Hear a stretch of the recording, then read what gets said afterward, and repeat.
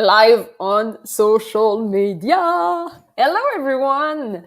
I'm Caroline. I'm the host of the Puppet Podcast. Welcome for this new episode. So, yes, here we are. I'm so happy because I'm connecting with such talent all over the place. And yes, tonight we have another fellow Canadian. It's Matt FICNER. Yay! We will talk about puppetry and how this art is such a passion for artists. And yeah, let's connect. But before we go into the interview, I want to let you know that we have this wonderful Patreon. Did you know that we have a Patreon? We always say it, but Patreon is our platform where we put those workshops for puppeteers, for people who want to know about puppetry, for people who want to know how to stream puppetry online, try to discover OBS, what is a good studio. We have a lot of stuff going on. So have a look, Patreon-Puppet Podcast. And yes, we do also tricks and tips about marketing and social media because we want our art form all over the place. And we put together those coaching calls. We have a group now going and working on promotion aspect of the job, how to sell job on with online stuff, how to connect with your potential clients, all of those guys, things of marketing that is important and part of the job. So have a look on this. It's on our website. So Patreon, Puppet Podcast -call. Yeah. So yeah, that was the promotion. So everyone gather into this wonderful live and feel free to write into the comment from where you're watching. And yes, if you have any questions during the interview, feel free to drop it there and I will bring it in the screen. So everyone, that's the time for the drum roll because I have this wonderful fellow Canadian from Ottawa. Please welcome in the screen, Matt FICNER. Hello, everybody. Hello. Yay. Thank you, Matt, to be part of the Puppet Podcast show. Oh, thanks for, sorry, I just got to put my volume up here, but no, thanks for finally getting a chance to connect. I know we were back and forth a few times with schedules and everything, but here we are. So, here we are with your wonderful background full of puppet. I tried to fill it as best I could, so that's perfect. So that's what we enjoy. So Matt, I want you to introduce yourself to the people who are watching. Tell us from where you're from and how you fall down into puppetry. Oh, I fell into the rabbit hole of puppetry, right? Okay, well, so hi, my name is Matt FICNER, and I've been a professional puppeteer since I was a teenager, and I'm in my late 40s now, I'll just say that. So I've been doing this for quite some time. I got into the realm of professional puppetry for film and TV while I was still a teenager. I did an apprenticeship with Noreen Young, who was the creator and producer of CBC's Under the Umbrella Tree, Canadian show. So I started out just fetching coffee and getting donuts and occasionally holding up a puppet in the background. And that evolved into being a puppet builder, a puppeteer, doing voice work, prop work, all kinds of things. So that's kind of how I got into this industry. So that's great. That's great. And you work with this legend. I heard that name many times. It's yes. Noreen really was sort of instrumental in a lot of the television that was in both CBC and TV Ontario and TFO. A lot of their kids programming featured a lot of her puppet characters over the years. So Noreen's the first lady of puppetry, as we say in Canada. And so it was really gracious of her to sort of take me in under her wing, and my interest in different things too, like the different kinds of materials and design work.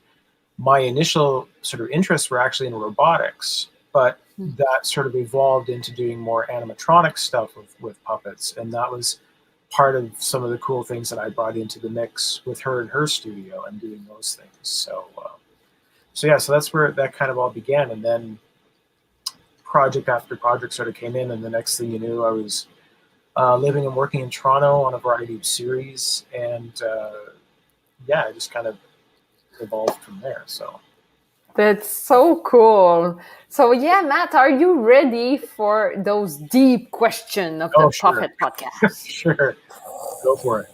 Yeah, the first one is the why. Like, what makes the art of puppetry an art that you cherish? It's an art, it's a craft. And for me, what I enjoy most about it is it's not just one specific element. For me, again, I'm very much a designer, a builder. I like to get my hands dirty with making stuff and creating stuff. So when it comes to character creation and design, that's one aspect I really like. Then figuring out the mechanics of, I want this character to blink, I want it to have wiggling ears, I want it to have this or that, the other thing. Then that aspect I really enjoy.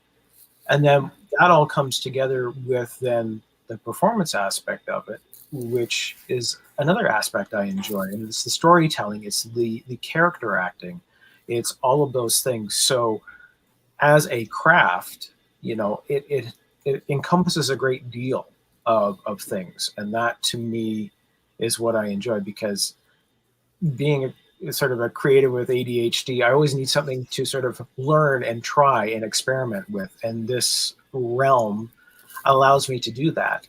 And it carries over into other things that I do too. So yeah, you build puppet, but I saw that you build also some little character for gaming. Yeah, so I've got like little, hold them up here. So I've got like fun little sculptures and figurines and stuff like that. I'm actually working with a really wonderful another acquaintance I happened to make in Ottawa just this past year, who has his own board game company. So I'm actually helping him with some of his projects, and we're talking about developing something with some of my characters for something. So there's a lot of little irons in the fire with things. But yeah, so sculpture work, sculpting for a puppet is fun because there's techniques involved, and I've done everything from plasticine and clay, or sculpting foam, casting things in rubber or silicone, all those different materials. Those are all things that I like, but also using those things for more my art, so to speak. So creating and sculpting something digitally and 3D printing it up, and then casting that in silicone or resin or something like that, and making other characters that way too. So like I said, I like to mix it up with many texture and material, and it's part of the sculpture and puppetry. Yeah, that's just it. And it's again, there's what I enjoy about puppets and puppetry and making puppets is there's no set rules to what the materials need to be to create a character. I mean, it can be a paper bag. It can be something as high tech as something that has 1,000 different servos in it. It's all mechanical and machined and all placed together. And you got 5 guys with little radio controls making it do something. There's all kinds of. There's a huge scope of what puppetry can be. So I think that's one of the cool things about it. Yes, it's multiple possibility and freedom. Yeah, Matt, we have a question from the crowd. So let me bring Murat question in the screen. So Murat asks, how do you find the balance between mechanical mechanisms to bring the puppet to life, but keeping it light enough for the performer to use? That's a good question. That is a good question. Yes, I have sort of materials and stuff that I really like to use that keep things very light. And when it comes to mechanics and mechanical mechanisms that go in puppets, things can be overbuilt, and they can add a lot of weight to a puppet. For me, I try to make the mechanisms as simple as possible. You don't need anything overly complicated to really get an emotion out of a character. Material-wise, I'm always learning. There's tons of new stuff that's out there for creating things. Again, 3D printing is fantastic for creating lightweight mechanical parts, and there's a lot of stuff you can actually find free online that you can, or a few dollars, you can download a model and print it up on a 3D printer. There's also all kinds of new foams and thermoplastics that initially they were sort of for the cosplay crowd, but I use a lot of those materials in my puppet building as well. Stuff that's called Warbla, which is a thermoplastic material you just heat up and you can shape, and it holds its shape, and it's very lightweight and it's very durable. But all the different foams and things too. So there's all kinds of ways of making a puppet lightweight without weighing it down with mechanics. So that's one way to do it, is to try different materials and experiment with different things. Anyways, yeah, sure, babbling on there. So. Yeah, it was, I have this Yeah. But it's funny, I see that you have more and more connection. You're not first talking about cosplay stuff, like those cosplay people find some stuff, and I feel we can exchange with those new discovery in terms of material for sure. Oh yeah, well, I always say, and this is a saying, I don't know where it originally came from, but I like using it and saying, creativity does not exist in a vacuum.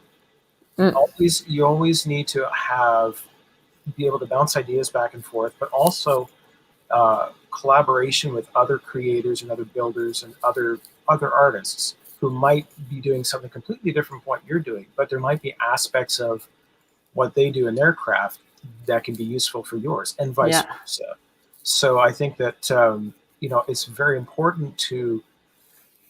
Again, I've been doing this for a long time, and I honestly, I don't know everything. I'm still learning things, still finding out new ways of doing things. And to me, that's really exciting, because learning and finding out about new materials and new things is a lot of fun. Yes. Yeah. Like even silicone, working with silicone, I've been doing that for 5 or 6 years now, but I put that off for the longest time because I was like, okay, I'm a little intimidated by that. It's just, I'm not too sure about it. But I had a number of colleagues saying, no, you got to try it. You got to work with this stuff. So now I've worked with it, and hang on. And, I can make all kinds of cool things. Now with silicone.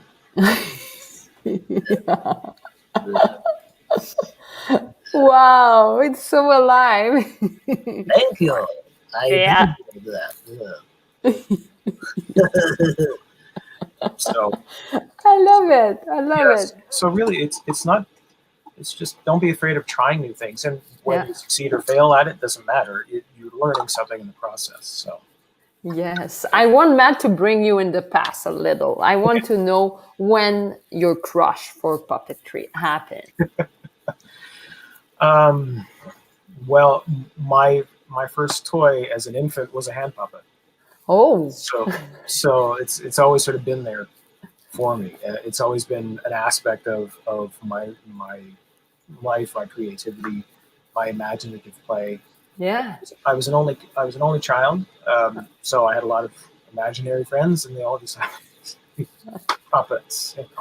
Yeah. But and do you have your own definition? Because this is a puppet, but in your own word, how you define puppets?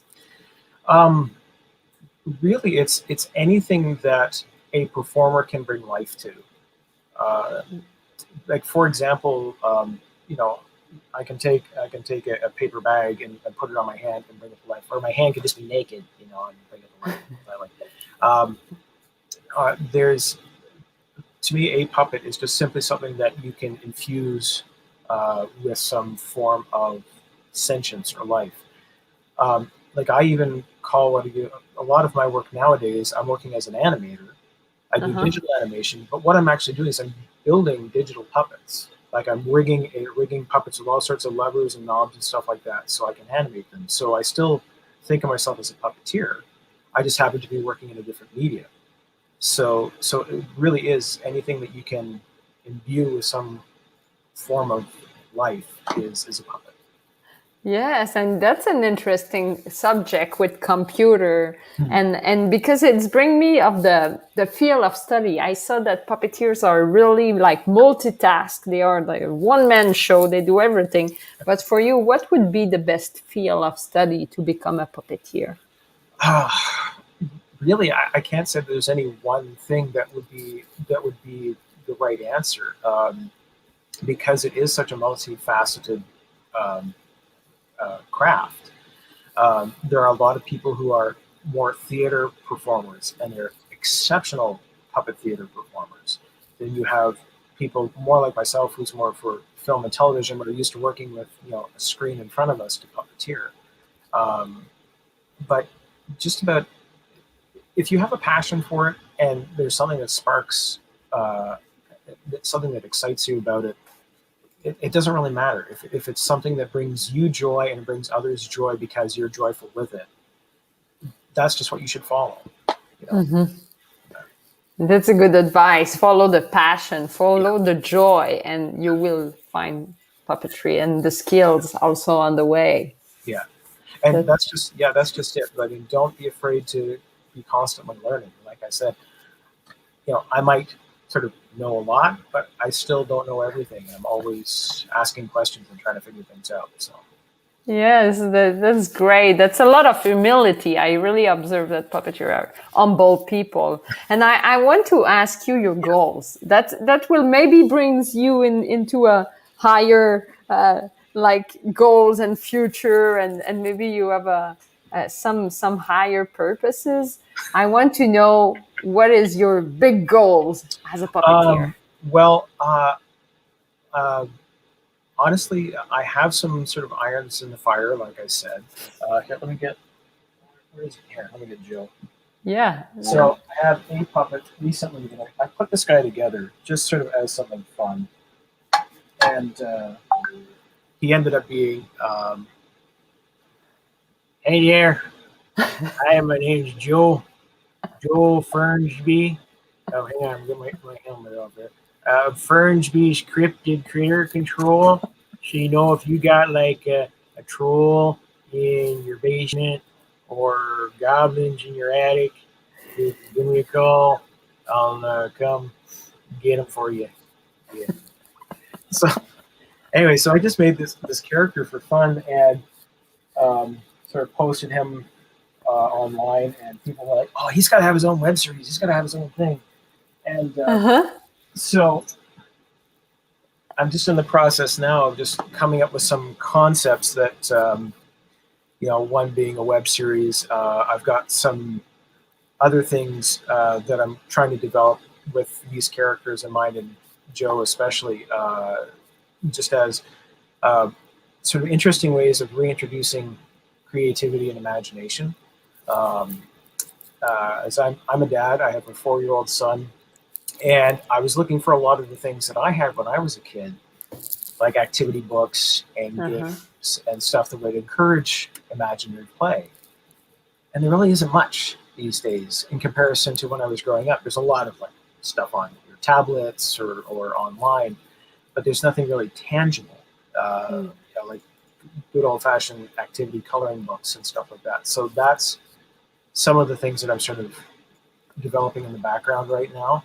But ultimately, it would all be centered around a little web series or mini series with Joe back here and some of the other characters. So that's what I'm plugging away at right now. I'm just trying to make that happen. So That's so cool. That's such a great goal, and with kids and related and this character. It's yeah, such details. Like I really feel it's someone that I know. Like it's reminding me an yeah, uncle or that's someone. that's the thing too, and that's one of the things I like about. One of the other things that I really like about puppetry, and this is something I would actually encourage uh, other aspiring puppeteers and performers, is think about character. It's one thing to just pop on a puppet and make a silly voice, but you really need to have an idea of character, an idea of somebody. So Joe really he's just Joe Blow. He's just an average guy. Everybody knows somebody like him. Somebody in your neighborhood or an uncle or something like that. So he's relatable in that way, and I think Uh that's huh. makes a really good character is if there's something that you can relate to. So Yeah. a lot of the characters that I'm creating for this particular idea, they're just normal people. So it's Uh-huh. have to look like weird creatures and stuff. Yeah. So that's something that is a lot of fun to do, and I think that's what helps make puppetry accessible to people. Is because, hey, I know him. He's, I got dad. My dad's just like him. Or my uncle's just like him. So that's what makes puppetry accessible to people. Yes. It doesn't have to be loud, shrill, hey, look at me kind of stuff. It can actually be a character talking to you. So Yeah, that's a good speech about character, because that's true that often we forget the deepness live, and like as human we have different personality, and that's part of the job. yeah, you know, you don't have to be loud and obnoxious. You just gotta say, hey, I don't know. Yeah, then let me ask the question to this puppet. Like Sure. yeah. I want to know if you feel puppetry is in an ascension right now. It's getting more popular on your side. Maybe in Ottawa, you observe something. Yeah. How is it? Uh, those are too big a word for my brain. I'll let him answer. Yeah.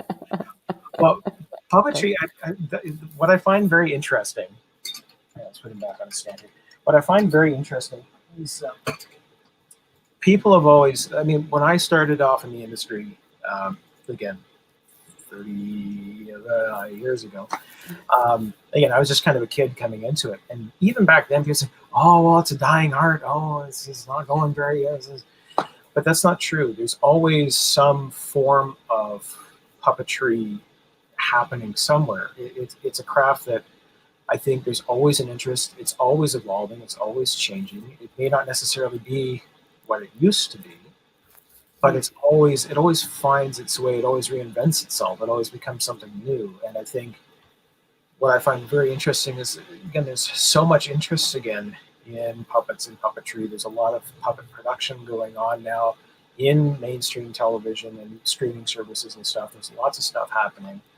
And it's kind of cool because, again, I was a kid starting out, and now some of the younger generation that I train, they're sort of coming up and doing all kinds of cool stuff now too in the grand scheme of the puppetry world, so to speak. So it's always there. It just finds, it just has, it evolves as our media evolves, and especially now with social media and just being online. One of the things that performers, puppeteers have, they have a direct connection to an audience, and it's a global audience. Right? So I think that that's something that's really amazing too. But it has its pros and cons, But it does give you, it does give someone access to put product out there, so to speak. Yeah, totally. And when you have good quality puppet like you must have some attention coming towards you with those posts that you make. Oh yeah, well, see, that's the other thing too. Is like, I mean, yes, I'm very much into the detail and design of my puppets, and I like to have a lot of that kind of stuff go into my characters. But that's not to say that there are some other puppeteers out there who their puppets might be very simple in design, but their character performance is so engaging. You can't help but want to watch what they're doing. I mean, they haven't done anything in a while, but there's like Glove and Boots. They do their own puppet stuff, and honestly, I watch it and I'm splitting a gut laughing because the stuff that they do is just so funny, and the characters are great. So you don't necessarily need to have overly complicated characters per se, as long as, again, it comes back to character and performance and connecting with an audience. So yeah. There you go. That's all of this. Connecting. That's part of the social media aspect also. I want to ask you this question about the future again. I want to know, where do you see puppetry in 10 years? Oh, somebody asked me that 10 years ago already. Yeah. Really, again, like I say, it's a skill and it's a craft that is always evolving, and it's evolving with the technology. Like I said, like I do a lot of digital animation now, and Yeah. so I'm building digital puppets, to do animation. Um, had you asked me 10 years ago would I be doing that, I was like, no, you're crazy. Mm-hmm. So I think that there is always uh, it will be there. It will be there in some way, shape, or form. Especially, now you're looking at things like you have virtual reality. You have, complete 3D environments that are being created, and who knows what kinds of characters or creatures or whatever they're going to need somebody to like do motion capture with, or actually puppeteer in virtual space with. Yeah. That's all a possibility. Um, and so, is it a dying art? No, not in the least. It just is. It's an evolving art. It always has been. Yes, that's true. That's true. And let's bring some comment from the audience. We have Julio say, thank you for invited talented and inspiring people to continue in this world. So yay, thank you, Julio. Matt is a talented puppeteer. So let's bring to the screen. I always ask by the end if you can bring a friend. You Oh, show us some friend already, but maybe you have a special. You here, have many stuff. Let me go bigger, everyone. You could see all of those Hi. guys. Yeah, there we go. They got one. Hello. Hi. What is your name, little creature? I don't actually have a name. I'm just a goblin. I'm just a goblin. Hi, Goblin. I love your teeth. Did you? Yeah. Yeah. I have a really good dental plan, and it's yeah. What do you eat to have Okay. such beautiful teeth? Well, pretty much any scraps that fall on the floor, and dust bunnies. Yeah, pocket lights. Yeah, that Yeah, crunchy stuff that ends up at the bottom of your shoe. That stuff. that's so cool. How you don't have to move a lot, and it's Nope. so expressive. That's right. Yeah. Ha. Remember me, some people. That's I right. don't know about people who are watching. Everybody knows somebody really annoying and small. So, you have friends who look like chihuahuas, I'm sure. No offense to chihuahuas. No. Yeah, but what is your material? You're so So yeah. he's silicone as well. So he's all nice and super squishy. And then again, he just has a really simple mechanism in him. So it's just a little push rod that goes up into his head. So he's just a little. That's Oh, all it is. That's all it is. Real simple. Wow. simple. Look at those comments. We have Jensi say, nice interview. That's awesome. These creatures are amazing. Thank you. And we have one other question. David asked, how is it a digital puppet? Yeah, me too. I'm curious about that. Digital puppet, digital animation. Is it capturing your hand movement? Well, there are all kinds of different rigs for puppetry, and a lot of the stuff that I do right now is, so I'm building basically a digital puppet that has boning and rigging and stuff like that, and it will have, some of them have like whole mouth and jaw shapes to do different kinds of movement, and they're all on different controls. So it's very much like being a special effects puppeteer, where you have like radio servos and stuff, and you're actually doing something live to a recording.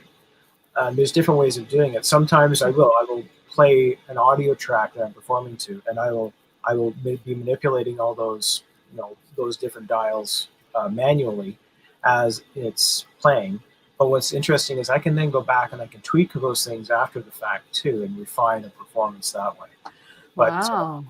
but yeah, I think the skill of understanding how things move and like just like a character walking through frame and stuff like that, just understanding motion and kinetics of things applies when you're creating something in a virtual environment, so you can Uh-huh. give it that sort of sense of reality, that sense of tangibility and gravity when you Yeah. apply that kind of what you could do with a regular hand puppet. So Yeah, that's kind of like the both technology, both knowledge all together. I think David say, I got it.